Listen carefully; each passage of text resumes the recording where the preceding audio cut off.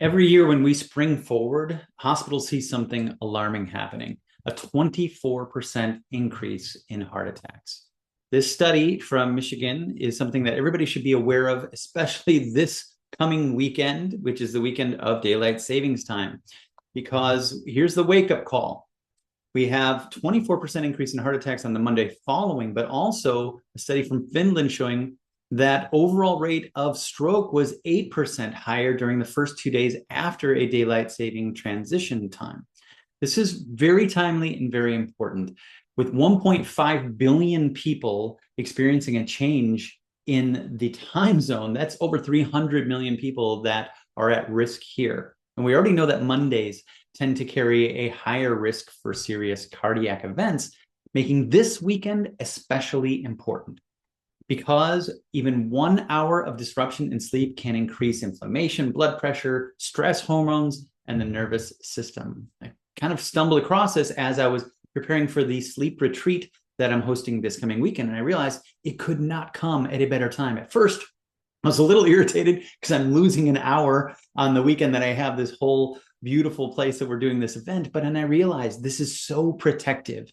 And the message that I wanted to share with everybody, and anybody who's watching this before daylight savings time, or if it's already passed and you're watching this, think about it for next year.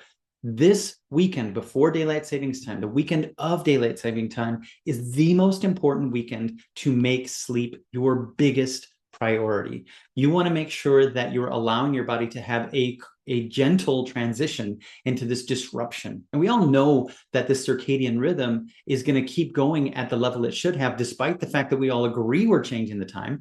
And anybody who has a pet knows this, because the dog shows up at the same time it would have to eat the day after this. And so there's this transition time, and it's very stressful. So what I would like to encourage all of you to do, to act as if you're at the sleep retreat every weekend of the year that is a daylight savings time. What does that mean? That means really prioritizing sleep, getting to bed as early as possible, trying to make sure you're asleep between 10 and 11, making sure you're turning down the lights around 9 o'clock, bringing the temperature down, all the things you can do to help you get the best night's sleep.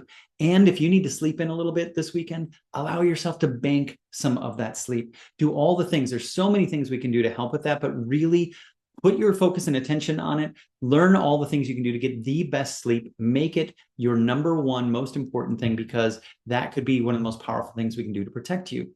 Now, personally, I do some extra nutrition and herbs for my heart at this time. Now, I do this every 3 months anyway, but this weekend I will. And I'm not saying that everybody should do this, but I'll share with you what I'm doing just to give you an idea of some other things that you might want to think about.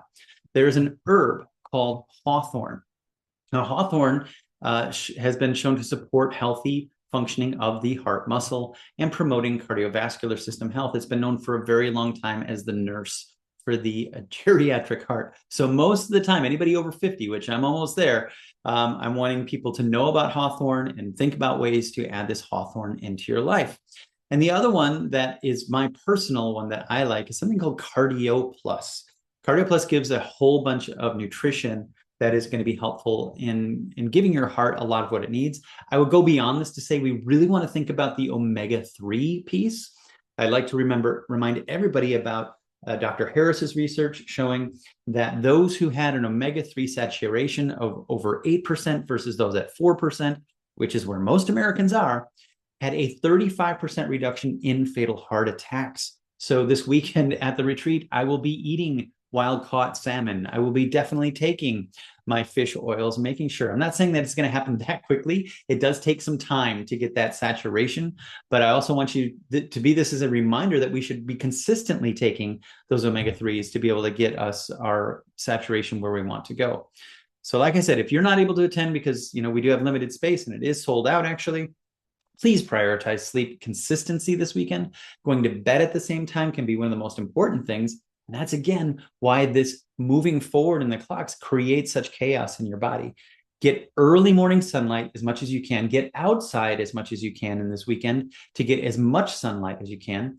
Try to avoid late caffeination on the Sunday, especially, and alcohol on the Saturday and Sunday. And make sure that you're just being a little calmer. If you can sleep in on the Monday, that would be the time that I would really strongly encourage you to do that. And just as that added layer of heart and stress support, I do take some nutrition. Remember, your heart thrives when your nervous system is regulated and your sleep is protected.